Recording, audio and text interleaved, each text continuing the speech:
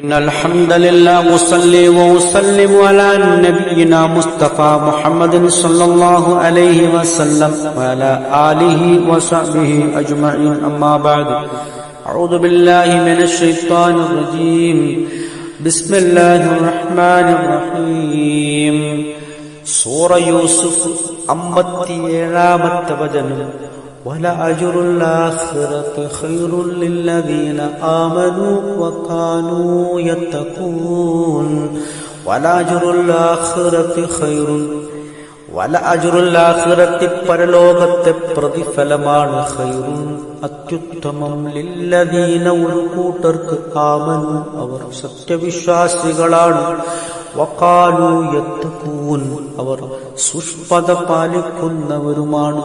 സൂക്ഷ്മത പാലിക്കുന്ന അല്ലാഹുവിനെ ഭയപ്പെടുന്ന സത്യവിശ്വാസികൾക്ക് എക്കാലത്തും അവർക്ക് ഉത്തമം പരലോകത്തെ പ്രതിഫലമാണ്.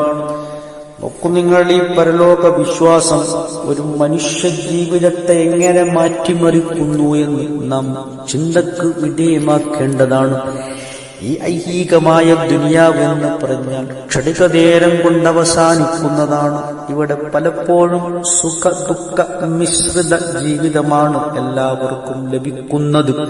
വലിയ ധനാഢ്യന്റെ കാര്യമാണെങ്കിൽ അയാൾക്ക് ധനമുണ്ടെങ്കിലും ചിലപ്പോൾ മനസ്സമാധാനമുണ്ടാകില്ല. അതുപോലെ രോഗി പലതരത്തിലുണ്ട്, നിത്യരോഗമുണ്ട്, രോഗം വന്നു പോകുന്നവരുണ്ട്, അതിലൊരുപാട് വിഷമതകൾ അനുഭവിക്കുന്നവരുണ്ട്. ദരിദ്രനുണ്ട്, പണക്കാരനുണ്ട്, സമാധാനമുണ്ട്, സമാധാനമില്ലാത്തവർ, ഇങ്ങനെ പലതരം പ്രശ്നങ്ങളിൽ പെട്ടുഴലുന്ന ഈ ഐഹികമായ ജീവിതത്തിൽ നാം മുന്നോട്ട് കുതിക്കുമ്പോൾ ഗമിക്കുമ്പോൾ നമുക്ക് ഒരു പ്രത്യാശ നൽകുന്ന, പ്രതീക്ഷ നൽകുന്നത് ആഖിറത്തിലുള്ള വിശ്വാസമാണ്.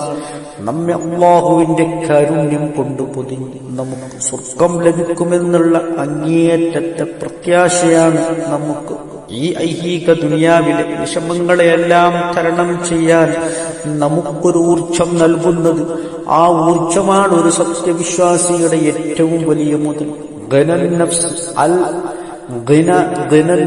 സമ്പന്നത എന്ന് പറഞ്ഞാൽ മനസ്സിന്റെ സമ്പന്നതയാണ്. ഈ മനസ്സിന്റെ സമ്പന്നത അല്ലാഹു സുബ്ഹാനഹു വ തആല ആർക്ക് നൽകിയോ അവൻ വിജയിച്ചു.